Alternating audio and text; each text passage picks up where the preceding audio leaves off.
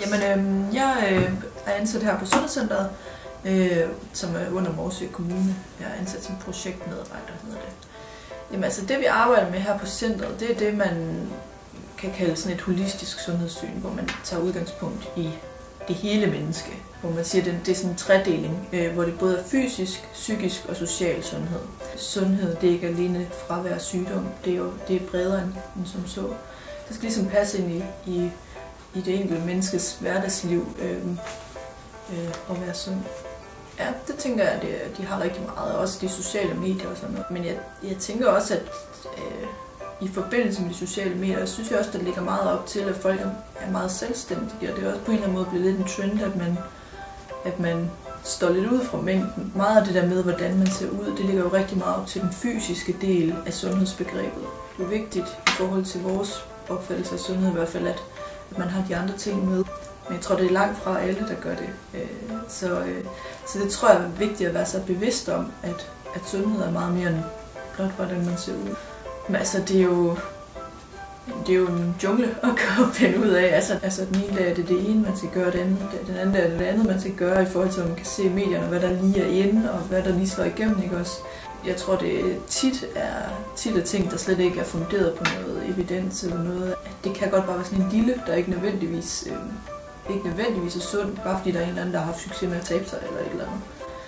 Så på den måde skal man i hvert fald være sig selv meget bevidst om, at man ikke bare tager det hele for gode varer. Det synes jeg er et svært spørgsmål. Medierne de er jo gode til at italesætte sundhed som et emne, kan man sige. Altså på den ene side kan der være for stor fokus på i forhold til nogle målgrupper. På den anden side er det jo rigtig godt, at der kan blive udbredt noget viden om, hvordan man lever sundt. Der er det jo et kæmpestort problem, at mænd ikke rigtig går til læge. Og der er eksempelvis lige nu det der rigtige mænd, eller hvad det hedder, på DR1, tror jeg. Der er medierne jo rigtig gode, fordi de er rigtig gode til at være med til at italesætte nogle af de her problemer, der egentlig er. Så på den måde, så er det jo en kæmpe fordel. Så det er hverken det eller nej i forhold til det der. Så det kommer rigtig, rigtig meget ind på, hvad for en målgruppe man tænker, det er. Og i forhold til, hvad deres budskab er, det der med i medierne. Så det kan både være godt og ondt, tænker jeg.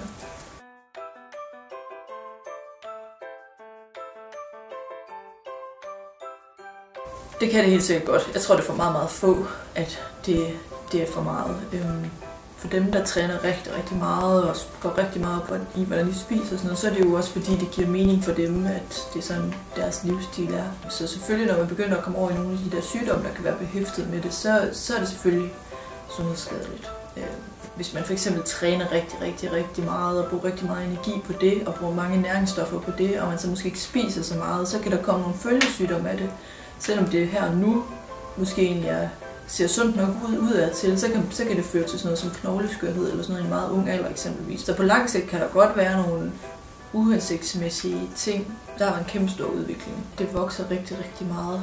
Så jo flere, der ligesom er bevidste om deres egen situation og som henvender sig, fordi de godt kan drage nytte af nogle af de tilbud, vi har, så det synes jeg, det er super dejligt. Det kommer jo igen an på, hvordan man definerer sund livsstil.